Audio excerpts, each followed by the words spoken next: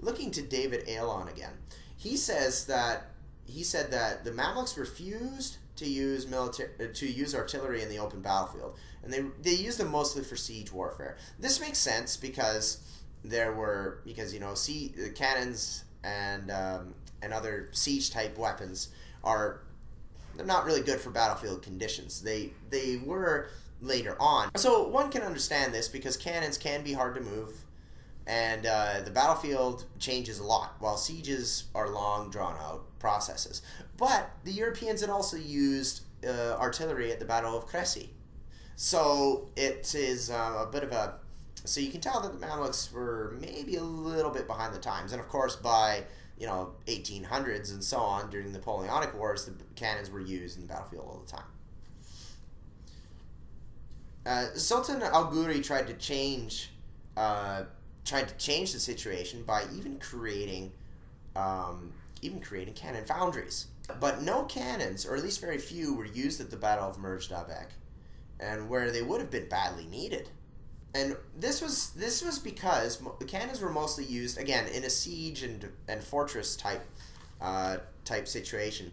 They were used to defend Red Sea and Mediterranean coastal outposts. They were also used at the final battle of Raidanaye, but for one thing, that battle was supposed to be expected to be a prolonged siege-like affair, but it was actually over very quickly. So that could be one reason why they were used so defensively.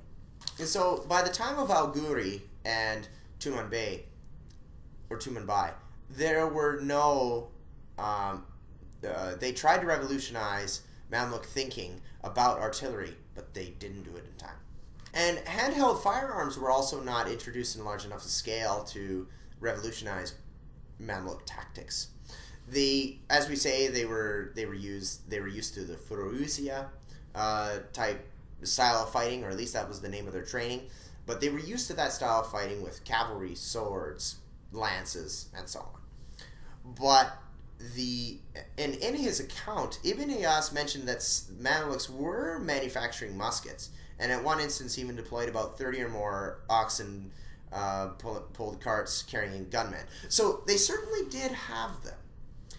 But the problem is the Mamluks stubbornly stuck to their old style of fighting, and this prevented the mass deployment of firearms. And al-Ghuri, he tried to revive that old style of fighting, but this was actually a path of least resistance, because the Mamluk culture was so accustomed to this kind of warfare that any significant deployment of guns would require a massive reorganization of both the army and also military thinking. But Mamluk culture was so ingrained in that old style of fighting that it was also a very culturally dangerous thing to revolutionize tactics in that way. And why didn't cannons pose such a threat? Because they did use cannons. Well, cannons had been in use for a while, and also cannons had to be used. They had to have specialized engineers, if you will, using to man those cannons. While if you take a firearm and you give it to a Mamluk who has been all his life, regardless of what we may say about the corruption, so-called, of the Mamluk class, regardless of what we may think about that, the idea of riding on a horse and going into battle with a sword and a lance, that was so culturally ingrained. If you give that guy a firearm, then this is an affront. It's almost an insult. So it's actually kind of interesting when we look at this. It's kind of ironic that even though the Mamluk class lost their fighting spirit, they stubbornly stuck to their old fighting ways, thinking it's like, well, this is the way we fight.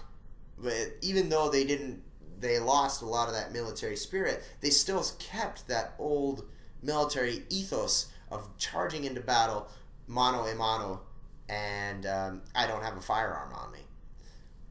Okay, that's very manly, that's very tough, but when the Ottomans had so many firearms and you didn't, that's kind of the end of the story right there, and the rest is history. So, by the end of the war between the Mamluks and the Ottomans have taken control of Egypt. from the Mamluks, who were unable to get out of their corrupt, rich kind of state, and their lack of military spirit, and their refusal to adopt firearms. Those were some of the main points, some of the main factors in their fall in 1517, and Egypt became a subservient province of the Ottoman Empire. So that goes to show that